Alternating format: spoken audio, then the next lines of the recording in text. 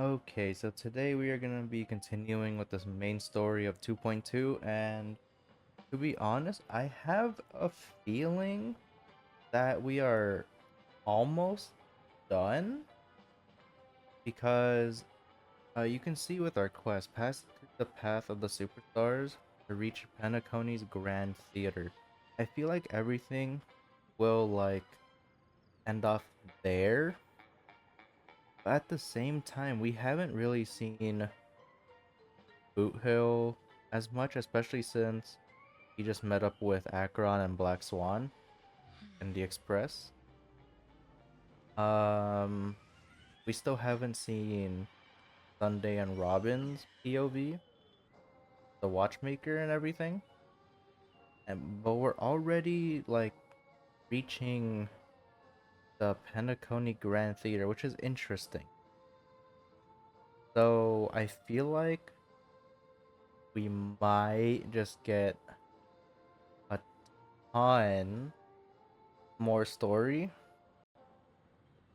which is fine. I'm okay with it. I'm all in for that. But are we really almost done?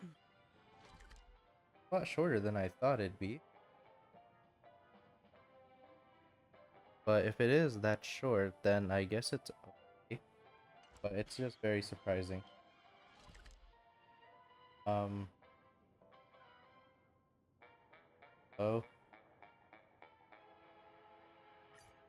A teleport nearby. Maybe I shouldn't have left the area, but I guess it's fine. Oh my gosh, we are back at the start. Yeah, we are definitely back at the start. Really? Is this part not the end? Like, way over here? Is this part not the end? Path of the Superstar, it is. Yeah, it is, okay. Thought we had to go all the way back. Alright. Well, let's see what we have to do. We recently just beat all 3 challenges. Now we're just here. But I really hope that it's not over yet. But I do want Harmony Trailblaze like right now. Congratulations to the both of you on becoming the festive superstars of this year's Charmony Festival. Before entering the Grand Theater, I, on behalf of the organizers, extend my sincere congratulations to you, wishing you joy under their radiance.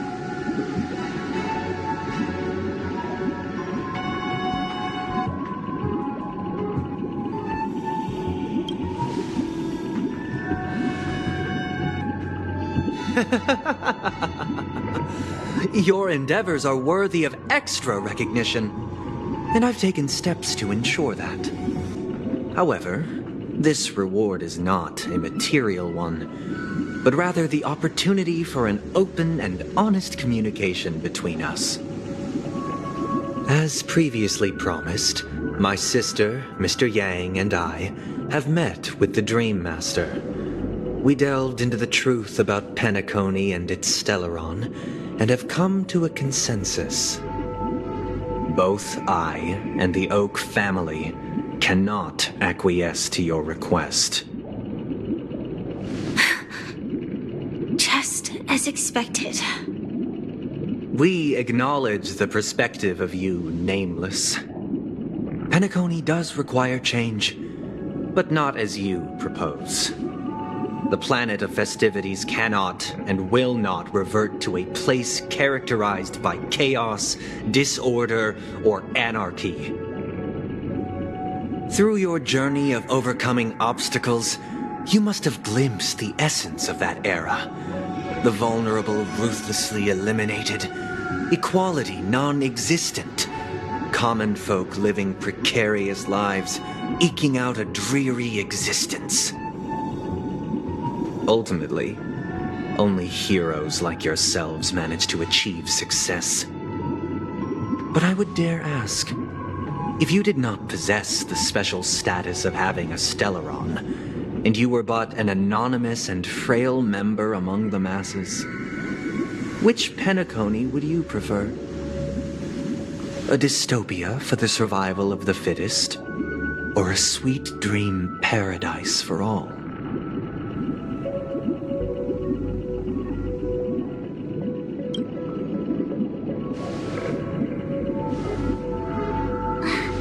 That's not the point!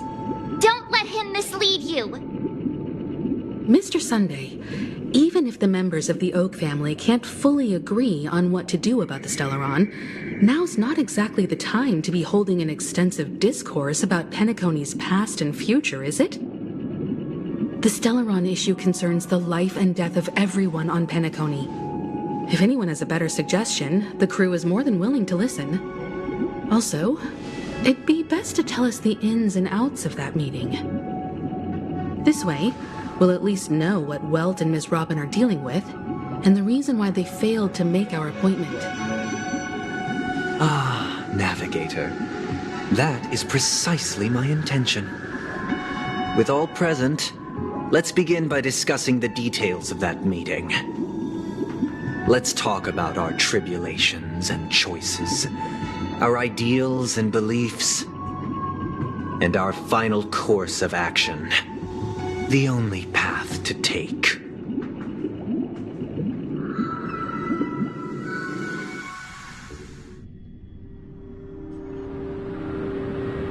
You mean to say that for the longest time, there have been scoundrels who would use the Charmony Festival that I have bequeathed to the masses as a tool to realize their ambition? Indeed, Dream Master. Once the Charmony Festival begins, the Stellaron's powers, along with the song, will be broadcast across the entire planet of Penacony. And then everyone in their dreams will be unable to awaken. This is indeed surprising to me. The dreamscape is maintained by the collective effort of the 5 families. If someone were to use the Charmony Festival to recklessly disseminate the power of the Stellaron, this individual must hold a position of great authority. Do you have any suspects? I'd like to ask, did you really not know of the Stellaron's existence? I would have never thought that this nameless would point the spear at me. Quite astonishing indeed. If I have offended, the Astral Express extends its sincere apologies. But the current circumstances are dire and leave no room for meticulous inquiry. We're doing this out of concern for the Dreamscape's safety. So, if you could, please alleviate our concerns. Dream Master, it's just to prove that the Charmony Festival has nothing to do with the Stellaron. If we're being overly cautious, I will return to the stage to offer tribute in song, just per the arrangement.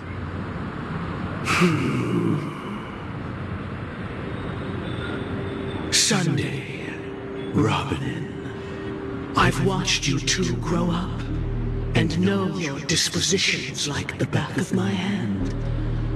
Both of you, right now, can surely be lauded as their most devout advocates.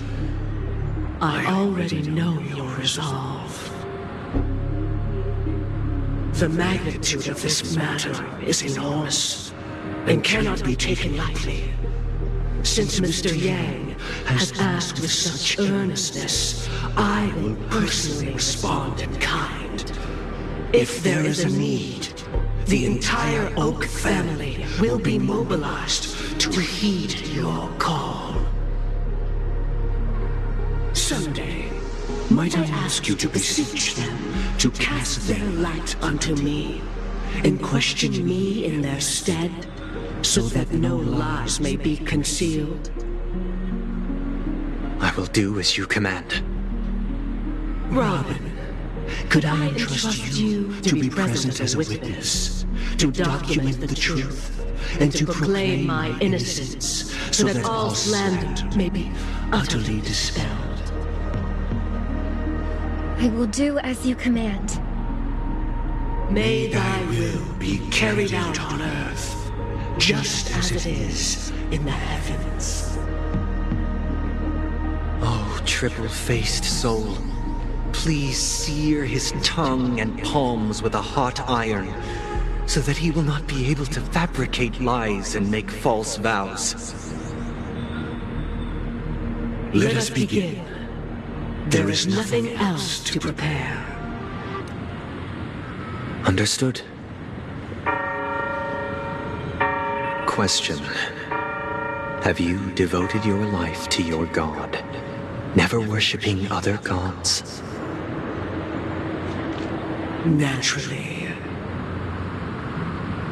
Do you love your god as you do yourself, always heeding their admonishments? Naturally. Have you strayed from the path expected by your god, betraying their name?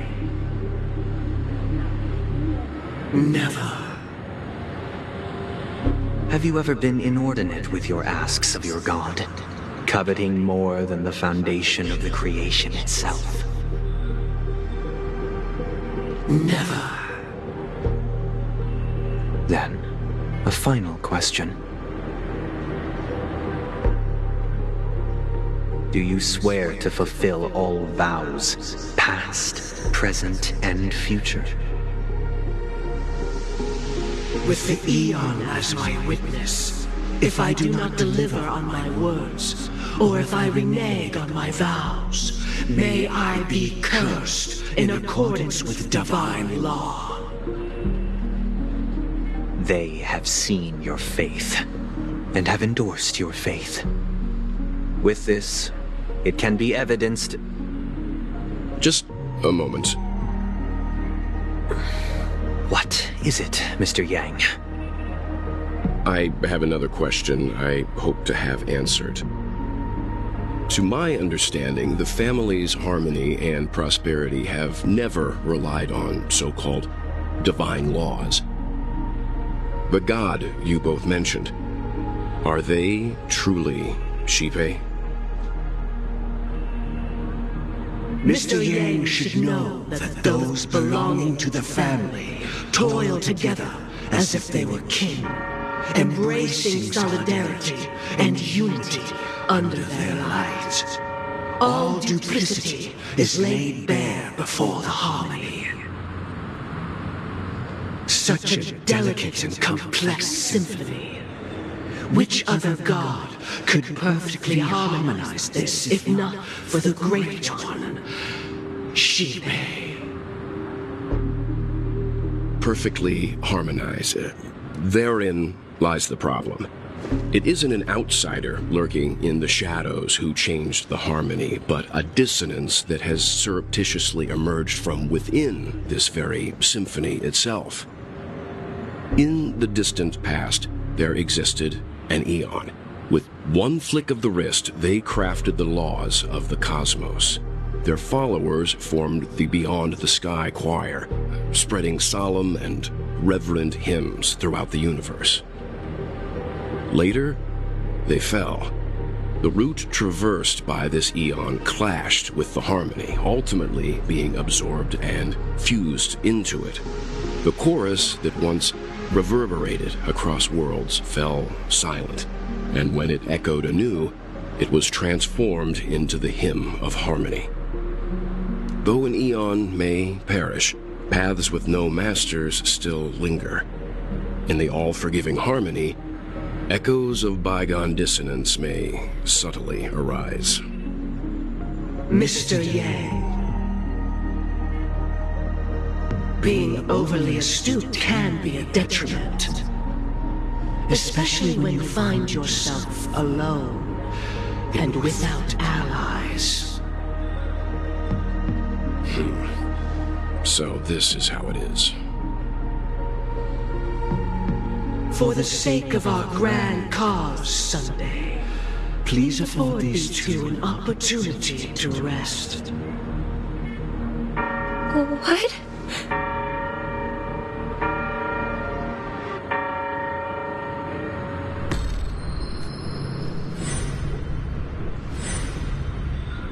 sorry, Robin. It's just you. I did not wish for you to know this. It's a pity that things have turned out this way. So, this is the true reason I can't sing? The shadow that envelops Penacony is actually... We were never children of the harmony. Our ideal paradise could not have been crafted by Shipe. True bliss can only be guaranteed by the one who transcends the many. Within the foundation of law, humanity establishes civilization, and through harmony, we obtain order.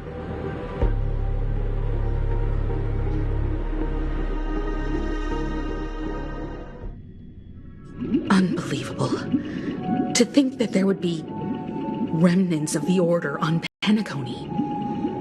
What have you done with Mr. Yang and Miss Robin? Don't worry.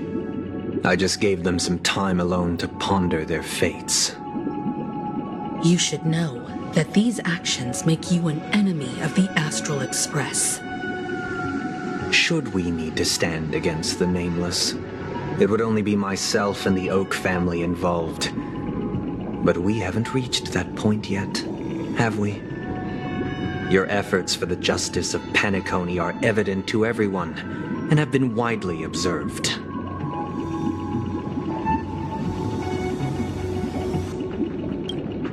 Smart kid. You're just as sharp as the other one.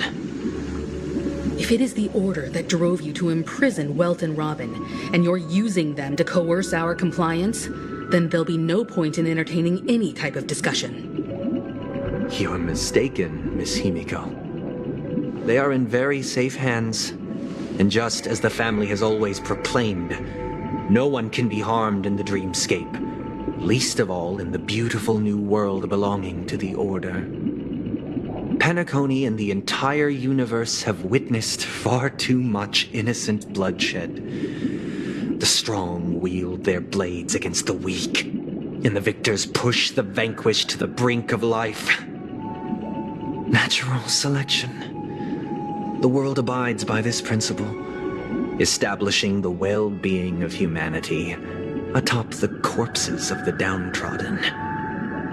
Only we, or rather, I, possess the power to put an end to this farce.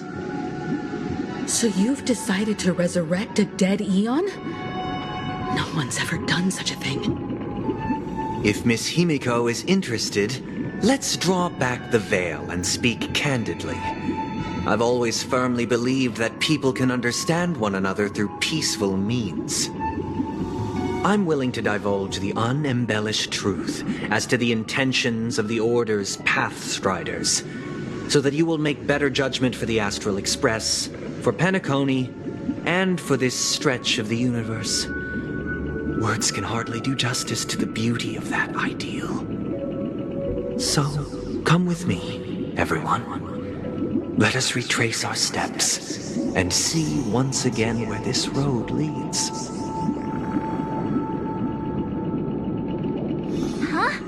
Where'd he go?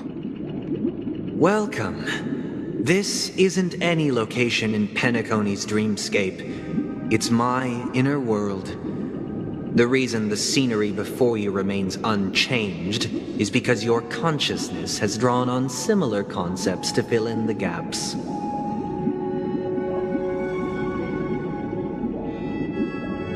Did you do the same to Welt? It's a tuning process. Stronger in effect and more draining on the mind. The gray-haired guest has experienced it before, so she should understand what it entails. Tuning allows you to intuitively grasp my feelings, which also means that I cannot hide anything from you. Now, everyone, please look at the huge screen. The road we once took begins here. From this point on, you will witness the numerous decisions I've faced. I've selected a portion of these to share with you. I believe after going through similar predicaments, you'll be able to better understand my thoughts. Let's begin. The first decision. A story about a baby bird. This story happened when Robin and I were very young. We were victims of the Stellaron disaster, and the family's Mr. Gopher Wood, who would later become the Dream Master of Penacony, saw that we siblings had no one to turn to and took us in. Later on, Robin and I lived a time with nary a care in the world. One day, after dinner, while my younger sister and I were lounging about in Mr. Gopher Wood's yard, we spotted a fledgling Charmony dove all on its own. That baby bird was tiny. It didn't even have all of its feathers, and it couldn't sing.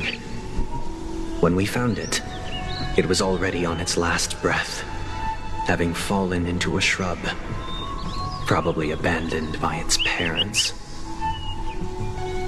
We decided to build a nest for it right there and then. However, thinking back, that winter was unusually cold, with fierce winds at night in the yard, not to mention the many poisonous bugs and wild beasts in the vicinity. It was clear that if we left the fledgling in the yard, it stood no chance of surviving until spring. So, I suggested we take it inside, place it on the shelf by the window, and asked the adults to fashion a cage for it. We decided that when it regained its strength enough to spread its wings, we would release it back into the wild. The tragic part, something that we'd never considered, was that this bird's fate had already been determined long before this moment. Its destiny was determined by our momentary whim. Now, I pass the power of choice to you all. Faced with this situation, what choice would you make? Stick to the original plan and build a nest with soft net where the Charmony dove fell. Or build a cage for it and feed it, giving it the utmost care from within the warmth of a home. I eagerly await your answer.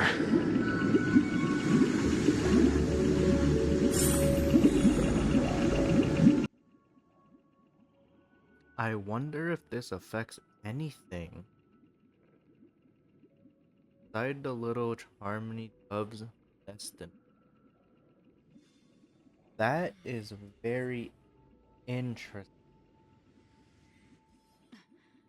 Build bird nest spot or build a cage, care for it yourself. Oh, Firefly, what do you think?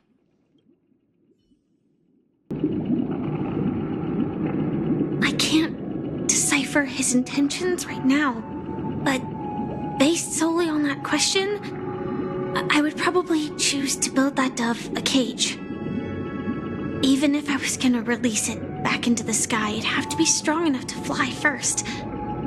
If I left it where I found it, I fear it'd never get the chance to fly ever again.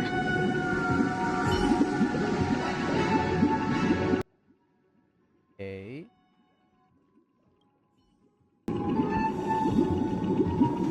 It looks like he really has no intention of imprisoning us.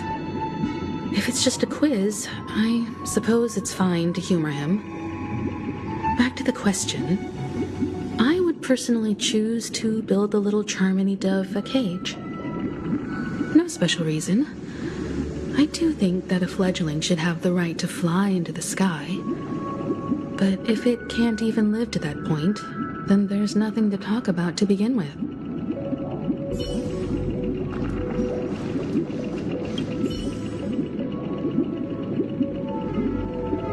That guy just casually throws this kind of question at us?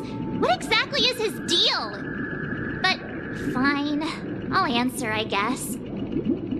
If it were me, I guess I'd choose to build a cage for the little Charmony dove. After all, leaving it there, it's bound to get hurt by wild animals or something. And that'd just be too sad. They all said this thing. I was actually leaning towards this also. But what would happen if I chose a different option? We'll go safe. Firefly says so. Go for it.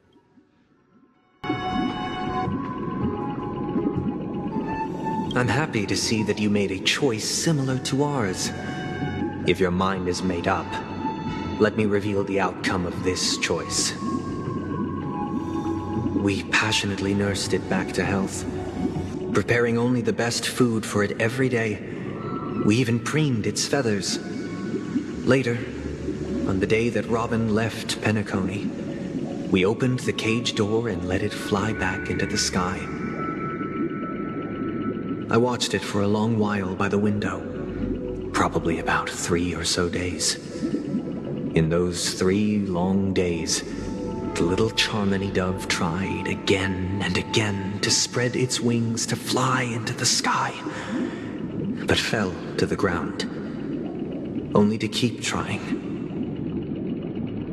Finally, on the 137th attempt, it succeeded. But its attempt did not go perfectly. After flying unsteadily for a while, it fell to the ground, unable to grasp the direction of the air currents. The fall shattered its wings. It writhed helplessly in my embrace. But it was all for naught, finally succumbing to a painful demise. And in that instant, our tender care, our given love and hopes, they all became the inevitable push that sent it to its death. I deeply regret the choices we made. Next, let us head to the second decision. This time, it's the story of a dream chaser. This story happened when I was appointed as Bronze Melodia, a position exclusive to the Oak family, charged with listening to the problems and vexations of dreamscape residents and providing them with the relevant guidance. It was during that period that I had the opportunity to hear voices from all corners of the dreamscape. Joy, sorrow, arrogance, regret, the complex tapestry of human nature that formed the world, and I was fortunate to catch a glimpse of it. He was a dream chaser and an illegal stowaway. Just like the rest of them, he came to Penacony in search of a better life, except that, to most people, the price he paid, I suppose you could say it was everything. He told me, I sold everything I could at home. The house, the land, even his 2 children. He said he could not afford to raise them, and that at least they could eat if they lived as slaves. He had a plan in place. He would buy back his children once he had made his fortune, and enjoy Penacony's beautiful dream with them. Alas, his plan to smuggle himself was somewhat clumsy, and he was sniffed out by those pig-headed hounds. After hearing the Dream Chaser's story, I immediately appealed to the Bloodhound family to cease their pursuit. That way, at least he could live peacefully. But I was still too naive to the ways of the world. I did not anticipate that what I thought was a kind gesture would later lead to dire consequences. I'll tell you the outcome soon. For now, I'd like you all to make a choice. Will you do as I did and try to convince the Bloodhound family to stop their pursuit so that the Dream Chaser may live peacefully and realize his wishes? Or will you remain silent, leaving him to languish while the hounds are hot on his heels until his inevitable judgment arrives? I look forward to everyone's decisions. Who knows? Perhaps they might even alter the outcome of this tragedy.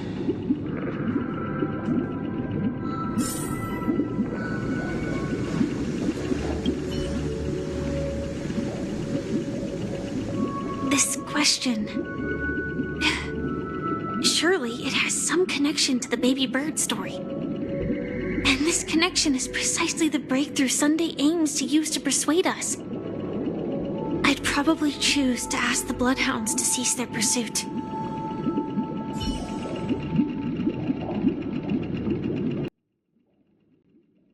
Pretty sure the others say the same. So we'll just skip and we'll see what they say. A dream, but what cruel. Okay, that was a little too fast for even me. A dream chaser story. Yep, stop the pursuit. What cruel.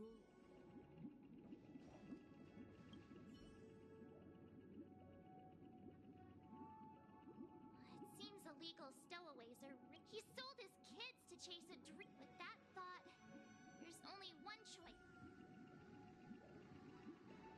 Hey. To be honest, I was thinking this. Remain silent, not convince them to stop, but just stay quiet. Because sometimes, just better to stay quiet. We'll choose this one.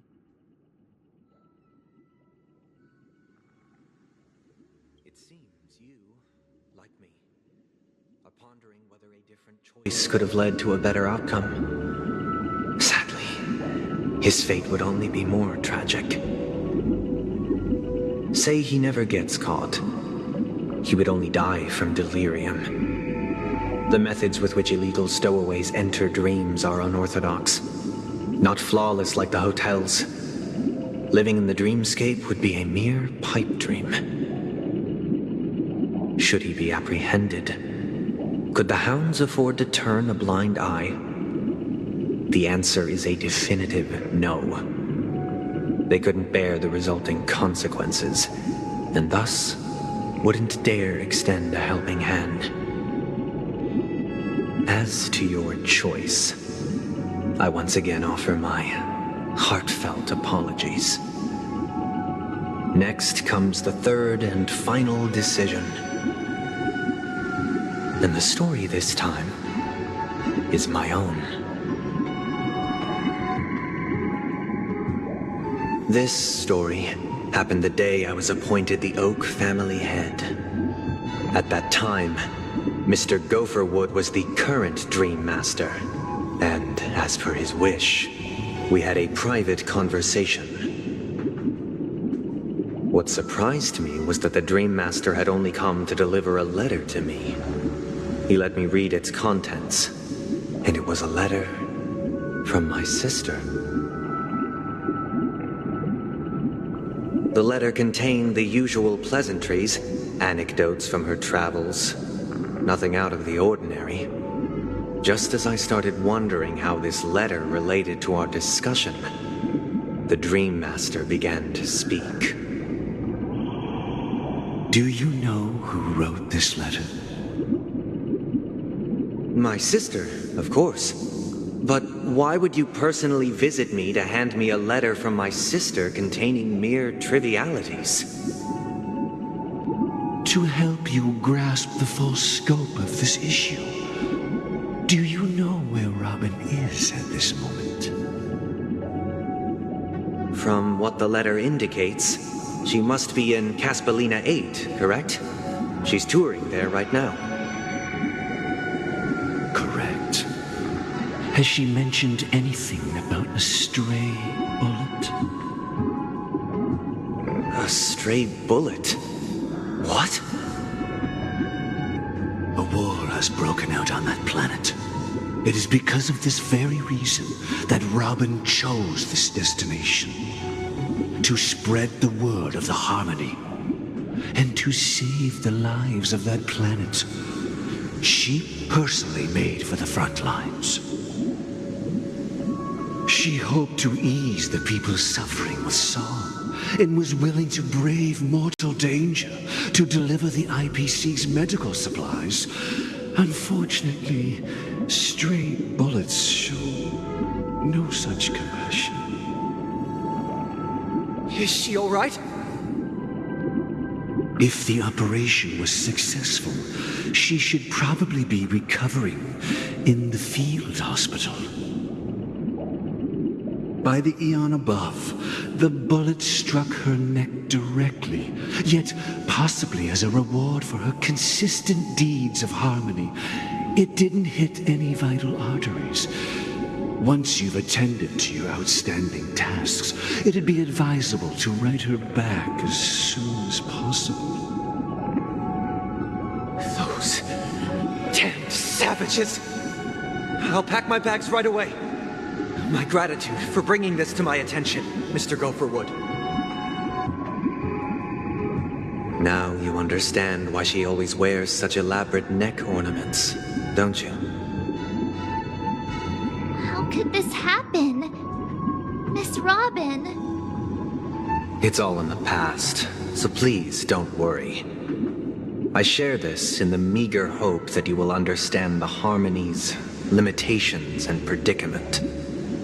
As grandiose as the strong defending the weak sounds, many times, it is nothing more than wishful thinking. Likewise, I've prepared one last question, one last choice. But rest assured, this choice will not have any grave consequences. Because this is merely a figment of imagination, a nightmare that has haunted me through countless nights. If you ever had the opportunity to make a choice like I did, would you still support Robin's journey on the path of harmony?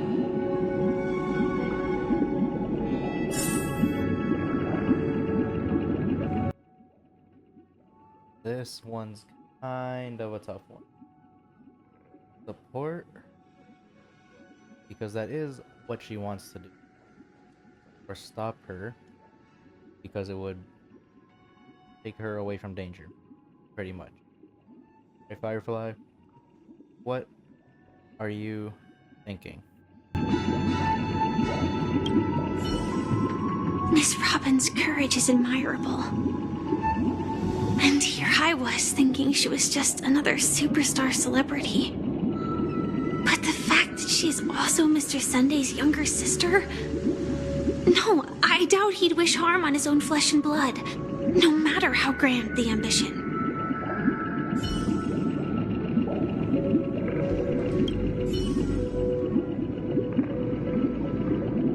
I often feel like I've dreamt of similar scenes on certain nights. In the dream, I see blurry faces. I don't know who they are, but I sympathize with all of them, fighting for survival against some unfathomable force. Their confusion and fear are lucid to me, but I also remember they chose never to give up. Just like Miss Robin. If Mr. Sunday's question leaves you puzzled, you should find the answer from your own experiences. With each trailblaze, dangers and tribulations will surely follow. But would you ever back away? Would you stop March and Don Hung from reaching their next destination? I believe you have an answer of your own in your heart.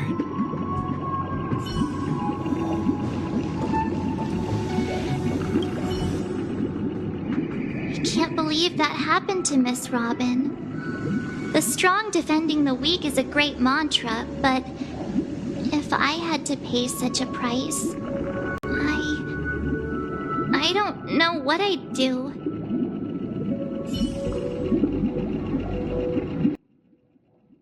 Okay. I would probably just let her. Because if you stop her, then she's gonna be more broken in a way. Because that's like all she wanted to do. A more unserious note, watched way too much anime. They always just go for it. You know what? We're gonna go for it too.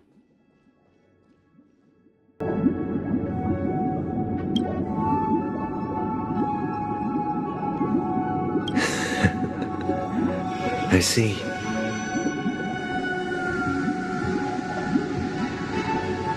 I am now aware of everyone's stances. Raising these questions merely serves to illustrate one point. The plight of Penacony cannot be salvaged by the harmony. The true foundation for a sweet dream paradise can only be established through the order where the strong govern the weak. I know the suffering of being tormented, the turmoil of losing your way, how sorrow and even despair set in when matters don't work out. All of this causes me unending pain, because this is not what happiness is at all. We must teach the weak how to live a happy life. And this life isn't some noble propriety that the upper crust preaches, but in definitive terms, a way of survival that belongs to everyone. So what is your definition of living a happy life? Good question. Human consciousness is fundamentally an illusion, a cage known as self-worth. People lured in by this illusion make mistakes, yet still ask that external influences bear the burden. When one mistake after the next permeates the masses, they become impossible to trace. Thus, the amassing of these individual cages culminate to form a prison, a place dictated only by the rule of survival of the fittest. Nature is always accompanied by predation and sacrifice. Its antithesis is known as order. That is what I want to do. Unite people's happiness under the banner of order. They won't need to make bitter choices any longer, nor face the weaknesses of humanity. They can cast aside their primal instincts to build a haven for mankind. Simply describing thoughts is far too abstract, so allow me to provide a simple example. As you all may know, there are societal norms like weekends and long weekends that exist on some worlds. During these hard-earned rest days, people are given the chance to extricate themselves from the stresses of everyday life, allowing a certain tranquility to return to their souls. And it is only on these days that people do not have to adhere to the law where the strong prey on the weak. They can live out their lives happily during these brief intermissions. It's just a pity that 2 or 3 days are still too fleeting compared to the span of a lifetime.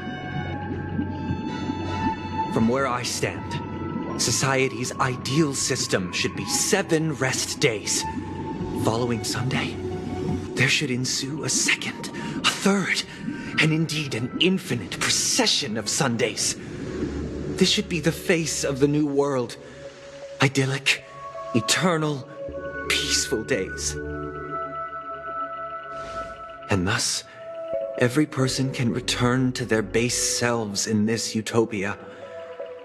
Some gaze in reverence at the stars, pouring their whole beings into calculating the distance between us and the isolated world of Pagana.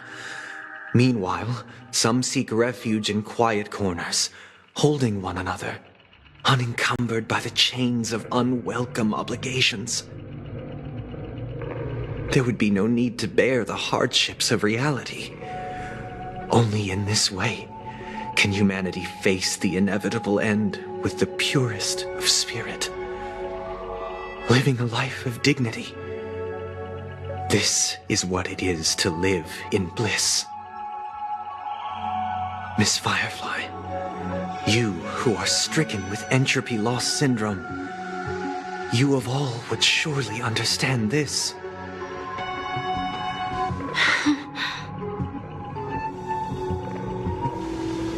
It sounds like a flawless theory.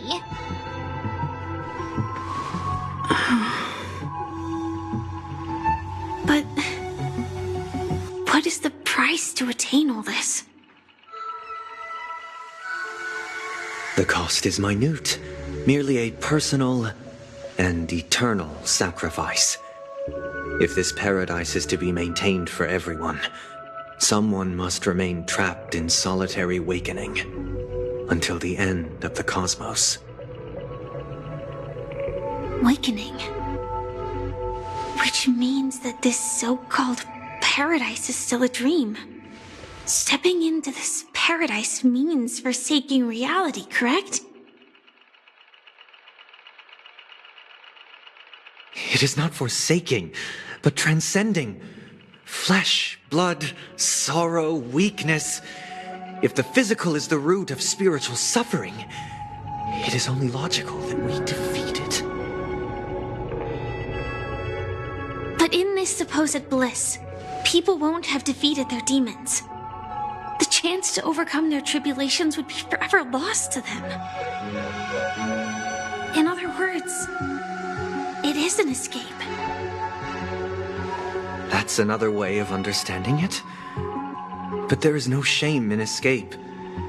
On the contrary, the seeds of escape exist in everyone's hearts. Don't you agree, Miss Firefly? And as to why we sleep, it is because we are afraid to awaken from our dreams. But this is not in conflict with the grand plan. Only in acknowledging this can we truly understand the frailty of human nature, and from there, show compassion and protection.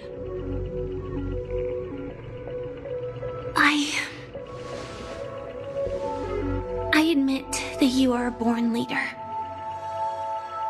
Your perspective on humanity brims with pessimism. Yet you express compassion for all, even when your heart pities them. But unlike you, I live for the self. From my perspective, individuals making choices for themselves is their birthright. The want to escape may be innate in the weak. But whether they are weak or not, it is not up to another to decide. Perhaps in your mind, you also view me as weak?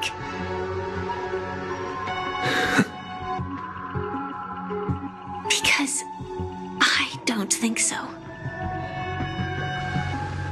Since Miss Firefly has said her piece, the Astral Express will also naturally give you our answer. We'll leave it to you. Just as Mr. McHale instructed before. Tell him our choice.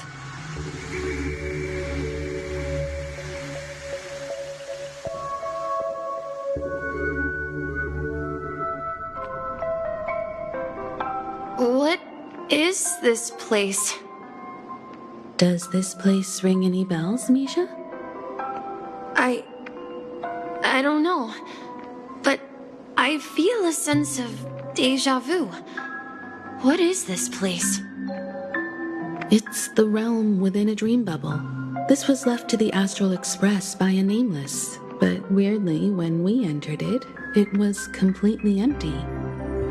Dr. Edward from the Dreamscape sales store told me that dreams are formed from memories, and a dream bubble can't take shape if its core is empty. So I thought you might be able to help us in unraveling this mystery, Misha.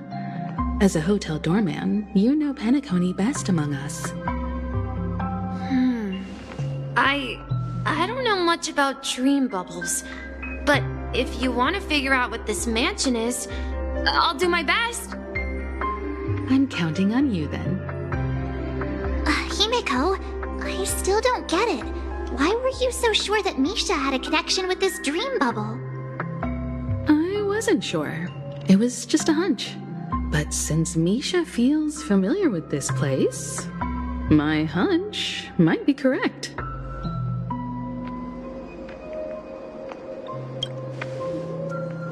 Exactly. This is where you and Firefly encountered death, which we now know as dormancy. Considering its connection to Dreamflux Reef, it's not surprising it appeared here. The question now is, who brought you here? Based on the clues we have so far, it's unlikely to be that masked fool.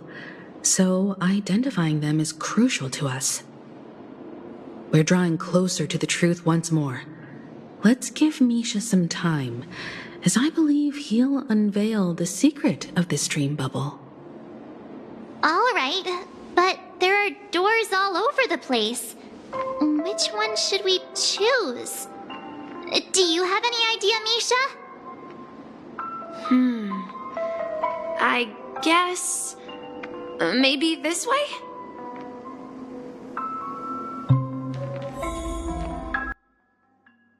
Not gonna lie, I totally forgot Misha was a part of this. Okay. I'm not entirely sure, but let's give it a try. Guess now we just follow him and see what whole new area. I will never know. Okay, fair enough. Wait, you managed to choose the right... Weird. This place is quite different from the hotel. But I feel like I've been here before, and even lived here for a while. If I remember correctly, there should be a fireplace down that hallway. Clocky and I used to sit by the fire, listening to the crackling of firewood. And the room on the other side was the toy room. I loved spreading out all the toys from the box on the floor and making up stories for each of them. Hold on. This doesn't make sense. Didn't I grow up in Dreamflux Reef? So, what is this place? This could be a case of amnesia. Don't worry, Misha. It's common for everyone to forget certain aspects of the past. Those memories haven't vanished. They're just lying in the depths of your mind. We can surely get them back. Since this place seems familiar to you, why don't we explore a few more rooms and see if you can recall anything more? Yeah, then let's check out the rooms I just mentioned.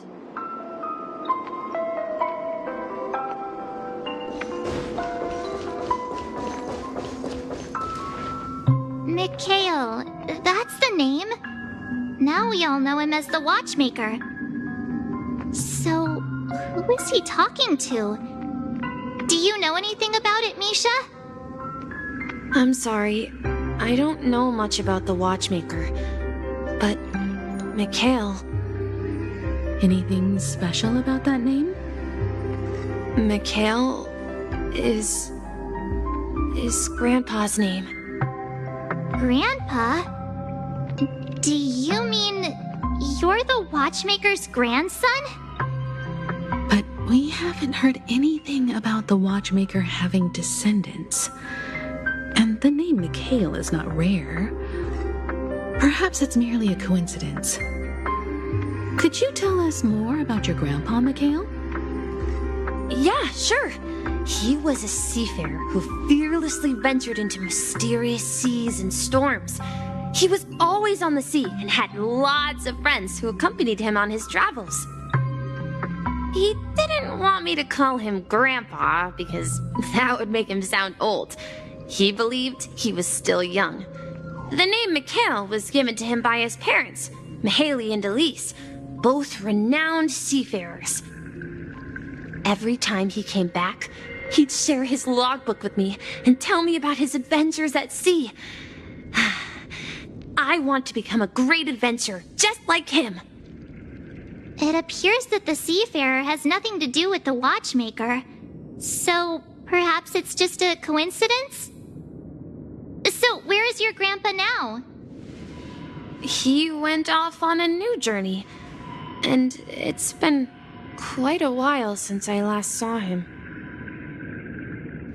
So, where has Clocky gone? Did he leave to protect Dreamville? I heard some noises from the room. Origami Bird? That's a friend of mine. You and Origami Bird are friends? Yeah. It's a member of the Compass crew, just like Clocky and Miss Mirror. And there's more than just one Origami Bird. They are a big family with lots of brothers and sisters who look the same. They follow Miss Mirror's orders and handle all sorts of jobs on the ship. They're the best sailors. Sailors? Can origami birds be sailors? Could you tell us more about the compass, Misha? The Compass is a ship bound for the New World. Clocky and his partners travel through layers of fog to the depths of the sea. Whenever there is danger, Clocky will use a compass and guide the ship in the right direction. That's a great story. But in the Penacony cartoon, Clocky and his partners have always lived in Dreamville and never ventured out, right? Huh? Oh, that does seem to be the case. Weird. I clearly remember Clocky arrived in the New World in the end. Perhaps Clocky has a hidden past. I think I hear the sound of water. You once mentioned there's a magnificent fountain up ahead. Look, there it is! The water resembles a precious jewel embedded in the dreams of all seafarers. Every time I gaze at the shimmering lights beneath the waves, it feels as though I'm back in this place, standing by your side. Have you recalled anything, Misha? Yeah, I saw these sentences in Grandpa's logbook. He used to say that despite the perils of the sea, whenever he stood on the deck in the afternoon, overlooking the sparkling waves, he would think of this fountain in front of his house. He often said that those moments felt like returning to his family's side, and the difficulties at sea didn't seem quite as challenging. You know, I quite understand such sentiments.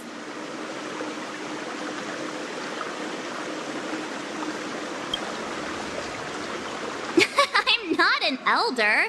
I was just being a bit sentimental. Perhaps every adventurer far from home carries a fountain within their soul. Even though the other side of the sea remains shrouded in the unknown, the fountain in front of his house serves as a compass, leading him back to his cherished ones.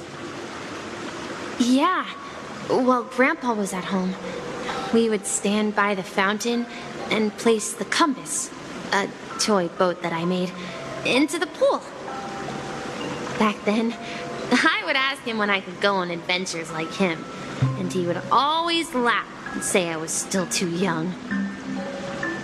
It seems this Mikhail is truly a seafarer and has nothing to do with the watchmaker.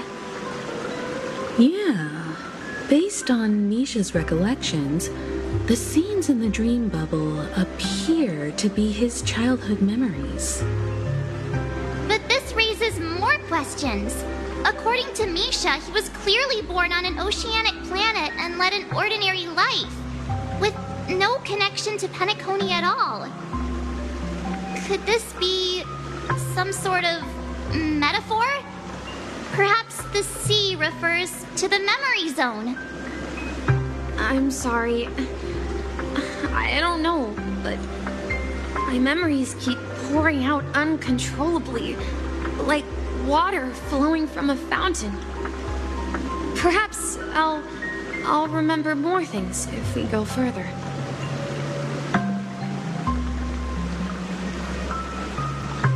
I wish to share your burden. We're going to the opposite side, right? No, we should turn left. Huh? Something feels different about this place. Up ahead is Grandpa's study. The atmosphere in this room feels totally different. Misha! You finally come! Clocky! You're here! Huh. Yeah. This is the room where we first met each other. Are those books on the bookshelf logbooks left behind by that seafarer? Yeah. Whenever he came back, he placed a logbook on the bookshelf in his room. They contain records of his expeditions to every corner of the world. He described our world as a fountain. At some point, the sea started to gradually swallow up the land where people lived. To ensure that everyone had land to settle on, he had to continue exploring the sea in search for the source of the rising seawater. On that day, he called me to his study, telling me that he was embarking on another journey. However, I could sense the gravity in his expression. It was the same look I had seen on my father's face before his final voyage.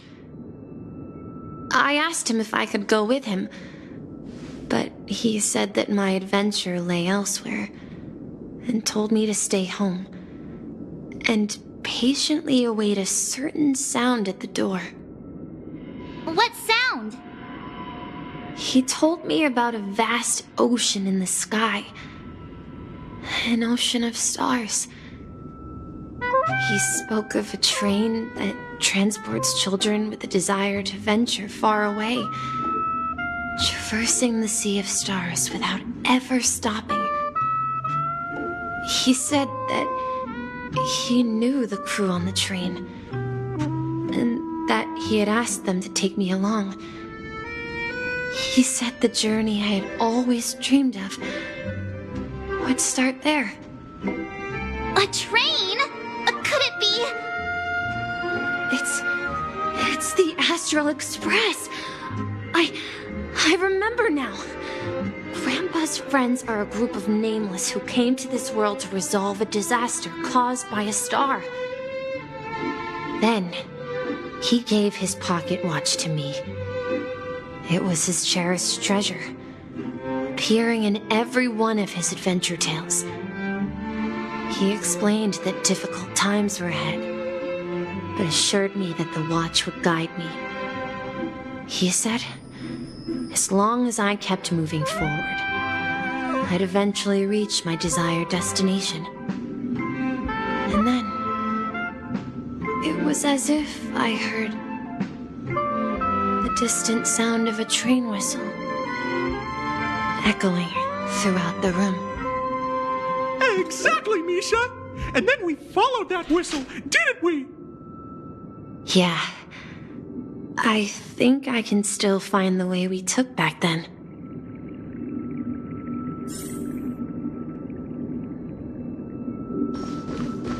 This is the dream jigsaw, right? So we're supposed to find the exit. But where can we find the last piece? Do you remember? You said you obtained a mysterious shard when you stumbled into this place. Hey, the shape seems to match. So this shard is also connected to Misha? Looks like we're just one step from revealing the truth. Let's get to the other side and investigate.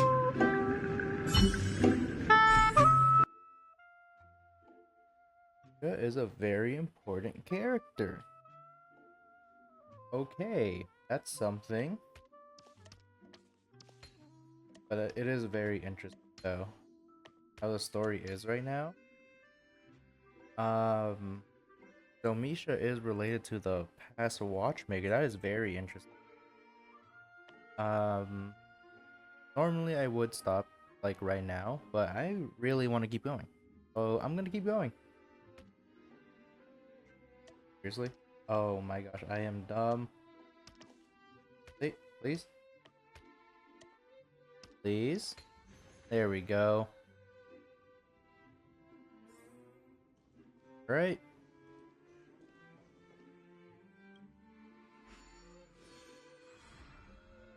This is it. This is my room of clocks. While I spent my time waiting for Grandpa to return from his voyage, Walter gave me this workshop, and it became my secret base. Here, I learned how to repair clockwork and gears out of my fondness of precision mechanics. In my dreams, I was the captain of the compass, embarking on adventures with my companions, Clocky and Miss Mirror, in search of the new world. I was born and raised here. So, this building in the dream bubble is your childhood home? Yes, but not exactly. To be more precise, this dream bubble itself is my home. Looks like you've remembered everything now. Wait. Why does it feel like everyone else knows something I don't?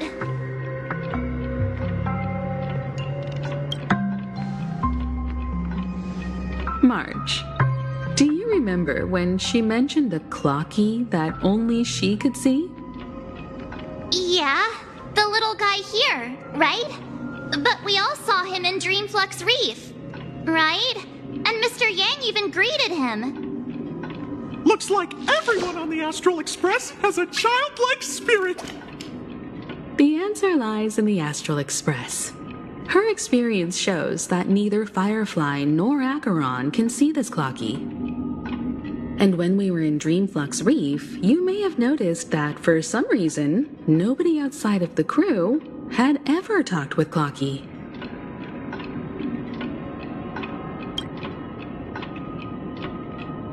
A mimetic life that can only be seen by a select few? It's just like a hidden message left by someone for the nameless. But Misha can see Clocky too, right? They even grew up together. But Misha hasn't started the way of the Trailblaze yet. That's the key to the mystery, March. Now take a moment to recall. Have you ever seen anyone outside of the crew interact with Misha? Wait. No way! That's the answer, March 7th. This dream bubble is the place where I was born. And I'm a dweller in this dream. Just like a memory zone meme. I should have stayed here and waited for you. But when reality and memories merged, I unconsciously pushed open that door and left the bubble with Clocky. So it's not that the Watchmaker's dream bubble is empty, but rather the stuff inside ran away? And the whistle you heard was the sound of the express arriving at Penacony? That's one way to see it, but I believe there's a longer story behind all this. It's best for Misha himself to explain all the details. How about we start with your name? Now, should we call you Misha, or... Thank you all for helping me rediscover my true self. Now, please allow me to reintroduce myself. I was born on Lushaka, in the Presmere system, adopted by seafarers Mikhail and Char. They gave me a treasure, a name that carried their hopes. Mikhail Char Legwork, or simply Misha.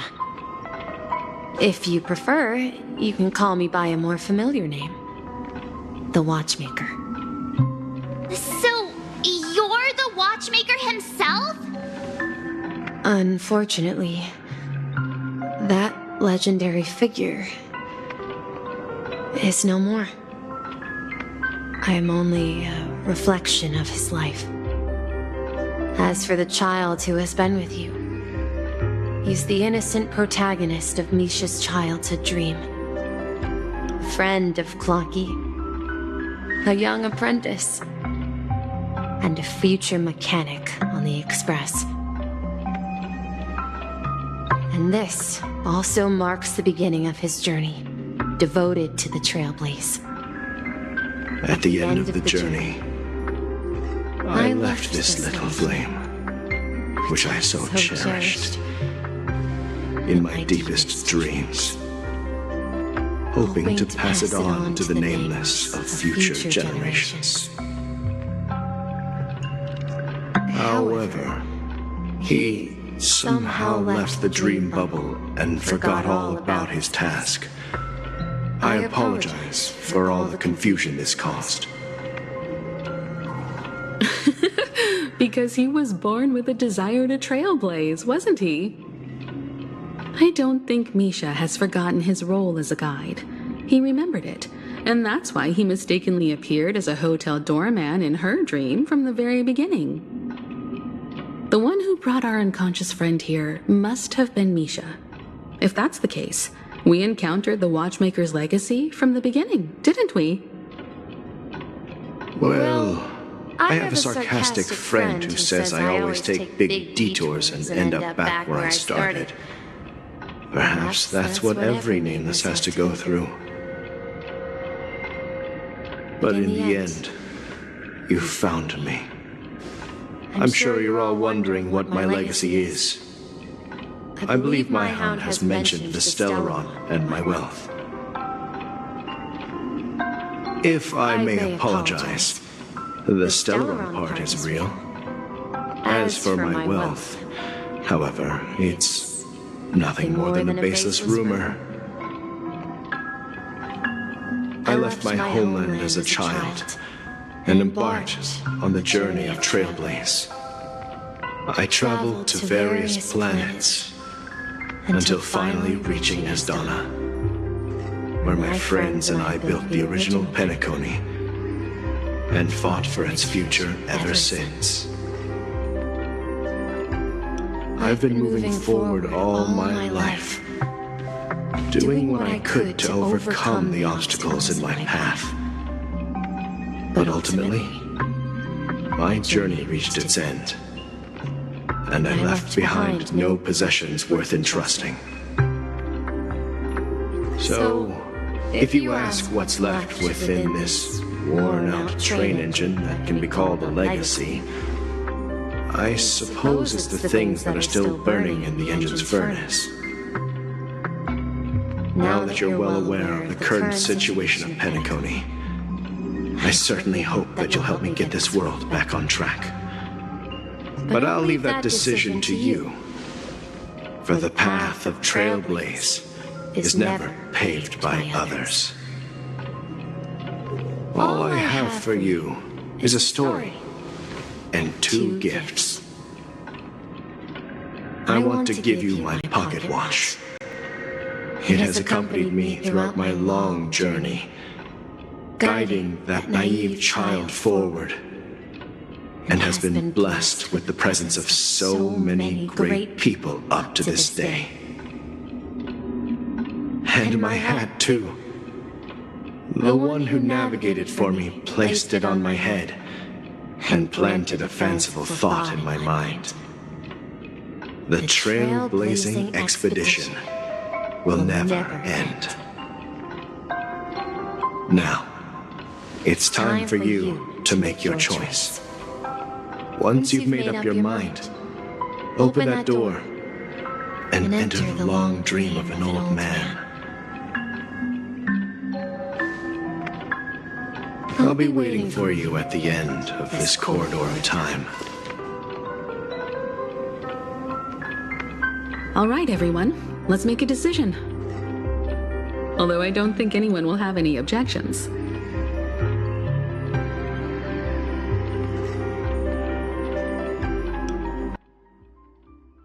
The first two are the same, correct?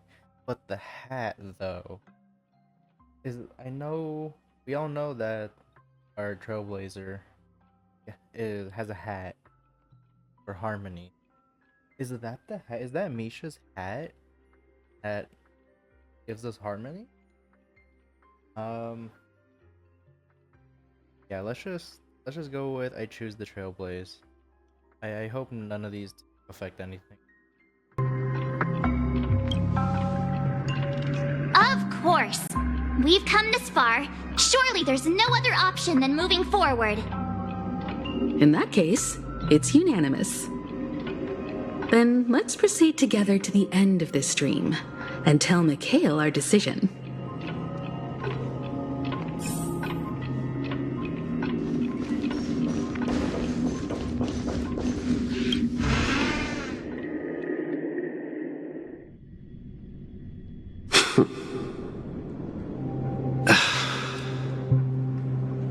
Mikhail, where are you going? Someone has to step up and save Lushaka. So why can't it be me, Misha? Please don't go. And if you must, please take me with you. Don't leave me alone. Even without me, you know how to proceed forward, brave Captain Misha. The compass is waiting for you. Haven't you always wanted to be a better adventurer than me? Now go, board that train and start your journey. Where are you going, Mikhail?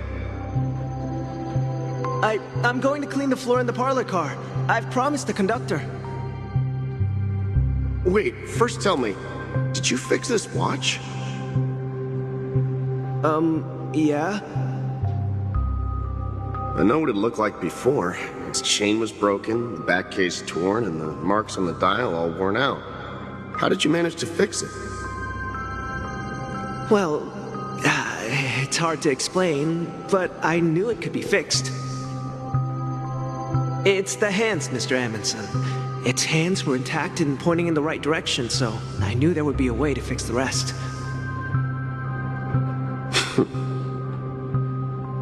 I see.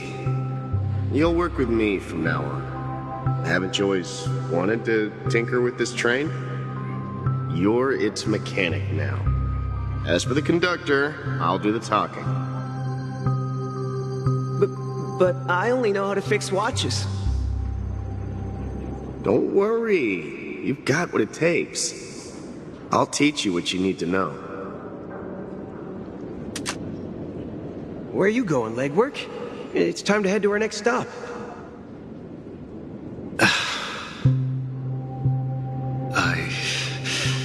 I'm staying in Astana with Rosalina and Tiernan. I see. This place reminds you of home. The people of Astana have only achieved a tiny victory and still have a long way to go towards true freedom. Hanunu needs us. Don't worry, not all journeys lead to the stars. Even if I leave the Express, our path of Trailblaze will continue. Yeah. I knew you wouldn't stay on the Express forever.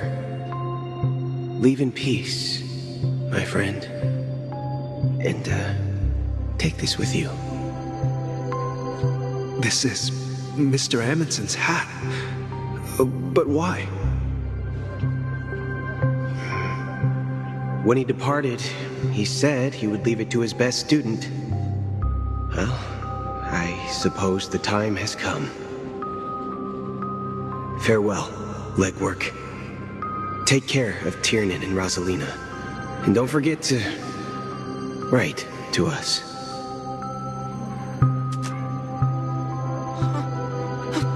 Where are you going, Watchmaker? Don't worry, Micah. Just going on a little trip. Someone has to be at the forefront of the interstellar frontier, and I'm the only former Nameless in Penacony. So why can't it be me? Because you're all we have! Have you forgotten about Tiernan? The cosmos is way more dangerous now. What will happen to Penacony if we lose you too? But what will happen to Penacony if we don't find a way out? Ah, Tiernan. How could I ever forget him? I've spent countless sleepless nights asking myself why I didn't go with him back then. We Nameless won't stop. Don't worry, Micah. It's just a matter of getting back to my old profession. Just wait for me to come back. But if, and it's a big if I don't come back in one piece, then you'll become the next Watchmaker. Where are you going, old man? Oh, you're here. Answer my question. What are you up to? Relax, Gallagher. I just came up with a great idea. Wanna hear it? Oh, come on. Aren't all your ideas just ways to get yourself killed? I may be blunt here, but you're the last remaining hero in Penacony. If you die too, the secret of the Stellaron will go to the grave with you. Yes, I'm afraid there's no way out in Penacony, so I'll have to consider alternatives beyond Asdana. We'll organize a festival using the Watchmaker's legacy as a facade and send invitations to the entire cosmos to gather people here. So, a desperate struggle against the family? Desperate? Don't we have you here, my friend? This task is challenging, but what hasn't been challenging for us along the way? Well, whatever you do, remember, make sure to send an invitation to the Astral Express. Misha! Where are you going? Oh, it's you, Clocky. Take me to Dreamflux Reef. Last night, I had a long dream about the day we met. I want to write down that dream. Write it down? Why? Oh, so I won't forget it. Do you remember how you got your name, Clocky? Of course! You told me that when you were a kid, you lived in a room full of clocks. Those wall clocks and pocket watches grew up with you and were your best friends. Yes, but what I didn't mention was there's a funny misunderstanding behind it. I was a kid, and there was always a special pocket watch in my memories. It was with my grandpa, guiding him on his sea voyages and leading the way in his every adventure story. I wanted to have a pocket watch like that too. And that's when you appeared in my dreams. Yeah. Every night, we bored set sail together. But you know what? It wasn't until the day my grandpa gave it to me that I realized it wasn't a pocket watch at all. It was a compass. So, your name should have been Compassy. And the watchmaker is just a nameless.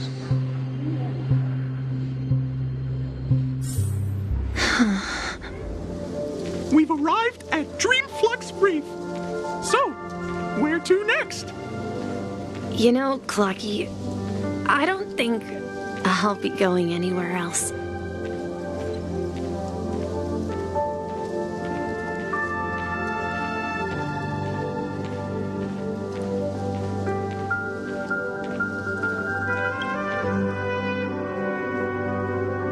I've traveled far enough, and it's time for a little break. Oh. So, we'll set out again. When you're rested? No, I'll stay here. And then, this is where it ends. This is... where it ends? What do you mean, Misha? You told me that the trailblazing expedition would never end. Yeah, that's what I said. So now, it's up to you to decide your next destination. My next destination? What's that supposed to be? I've been following you. Misha? You're acting weird today.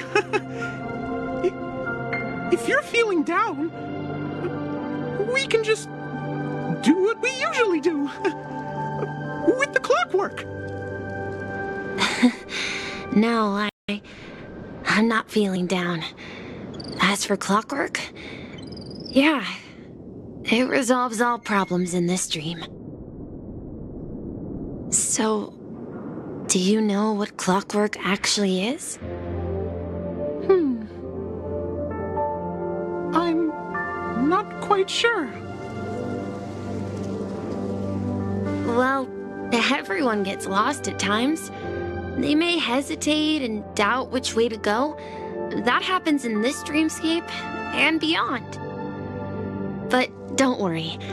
Everyone goes through moments of uncertainty and hesitation. Eventually, they gather the courage to make bold decisions. Whether it's calming, joyful, angry, or sad, all they need is a little nudge to take that step toward where they truly belong. I'm leaving that little nudge with you, and I hope you'll share it with others. Such is the essence of clockwork, the will of the Trailblaze.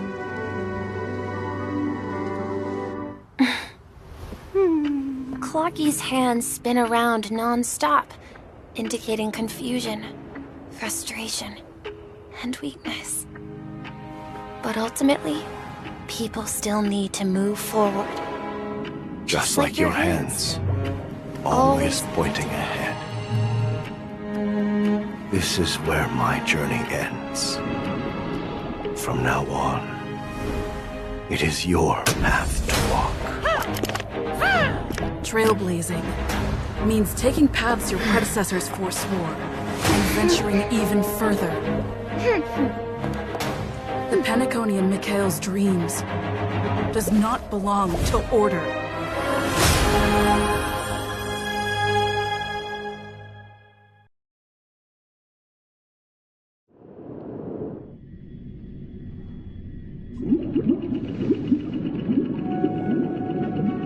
I can't believe that Eon would cast a glance at Penacony at a time like this.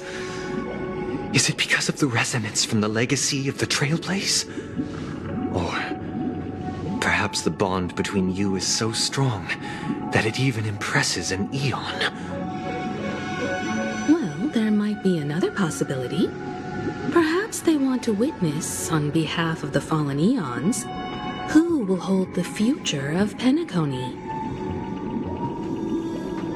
If that's the case, on behalf of the Dream Master of Penacony and the 107,336 members of the Oak family, I'm extending a formal invitation to all of you. I'm cordially inviting you all to the Penacony Grand Theater to participate in the upcoming Charmony Festival. And, of course, you won't be in the audience, but on center stage. Since the future of the Stellaron, Penacony, and even the entire cosmos is at stake, let's draw a conclusion there, in all fairness. If you truly believe in Akavili's path, then show me their courage and determination.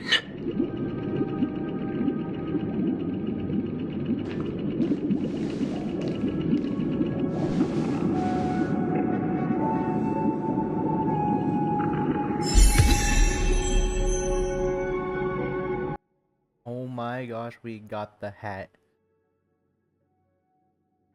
Okay, if that whole head on a brand new path harmony thing was not there, I would totally just screenshot this and just have it as a wallpaper. That looks so clean. Okay. Harmony? Yes.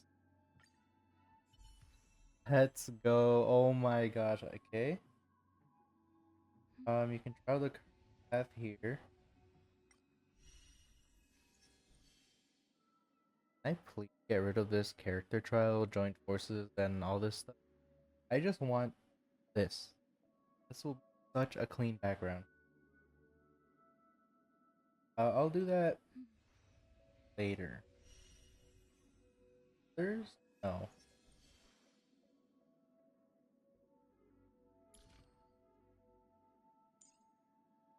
Done.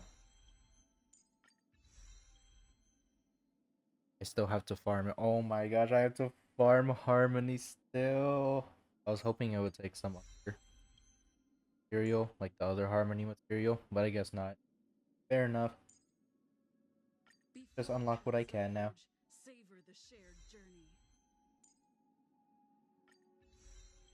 Okay, and that's as much as I can unlock. Oh, wow, that was not much.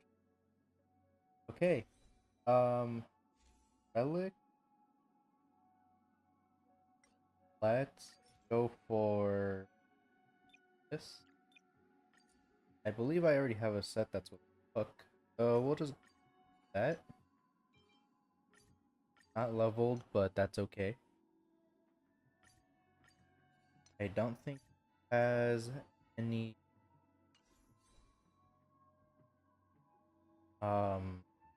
here's a rope. Yep, that's the best I got right now. There it is. There she is. Oh my god. I love that splash art. Love that splash art so much. It looks so nice. This is probably my favorite Trailblazer splash art so far. And honestly, you know what? I would put this in like my personal top 5 splash arts. That looks so nice.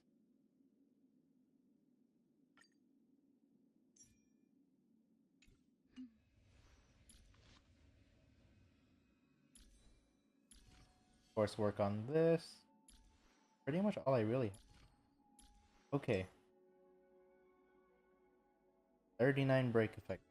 That is not enough. I know she scales off break effect. I just come back here. I can't. Okay, good. So I think I'm gonna end it off here. A bit longer than what I usually do. But that's okay. We got the hat. All that matters. But interesting stuff. Like, very interesting stuff. That cutscene was nice. If only, like, Dan Hung was there. maybe, well, we can have the full squad plus Firefly. Who knows, maybe even Boot Hill, because apparently he's pom-pom now. Yeah, we'll end it off here. We are pretty close to the end. We got the hat. If it's kind of like how we got the lance, then yeah, we're almost done. So maybe we'll finish off next time. If not, then of course there'll be another part. Yeah, we'll end it off here and see you next time.